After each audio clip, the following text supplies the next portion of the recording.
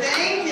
Did everyone have a nice Father's Day this weekend? Yeah. Awesome. Did anyone get or give a grill bot for Father's Day?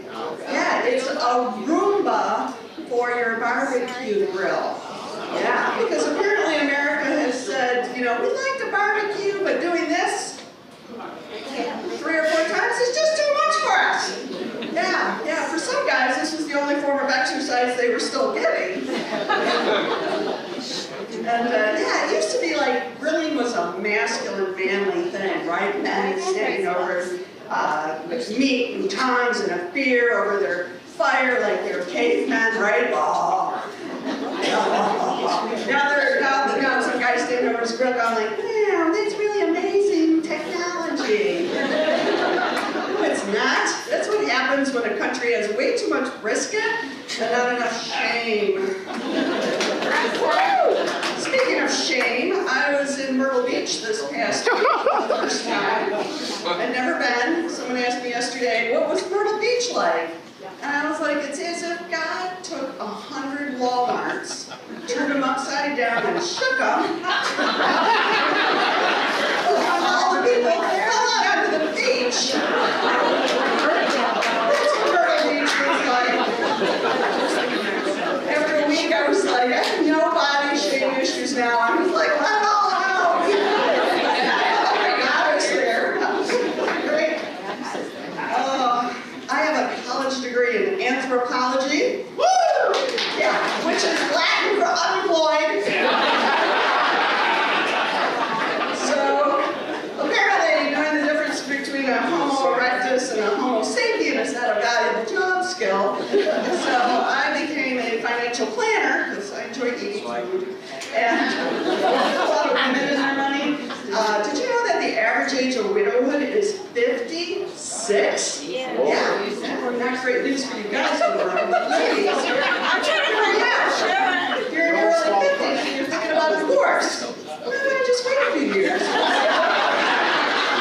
See if nature takes its course. Because widow money is always better than divorce-money. It's quiet money. No alimony, no child support, just peaceful solo trips to Costco. Another interesting statistic I read the other day is that men are responsible for 90% of homicides in America.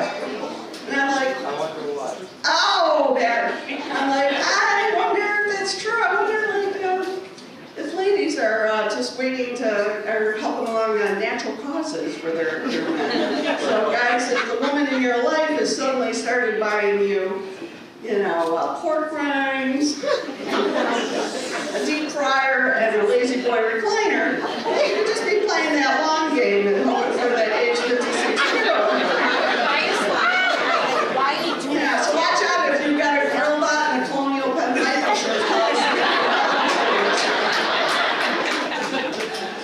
I've been married 40 years this year.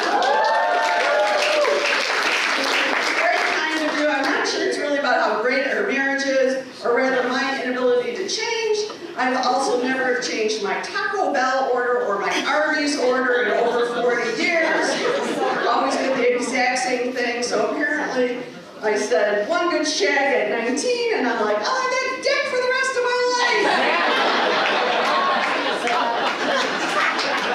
So I do believe that when you get married, it is for better or worse, but it is not for breakfast, lunch, and dinner. Do you know how many meals 40 years of marriage is?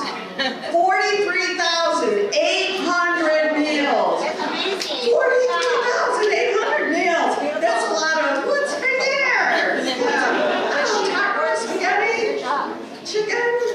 Now, my husband's a great guy. He's been responsible for at least one meal a week, which means that we have had over 2,000 Jets Pizza.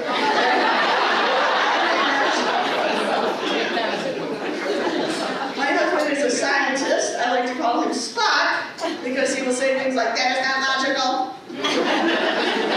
That's great. He is an oceanographer. And what's funny about that is we live in Warren.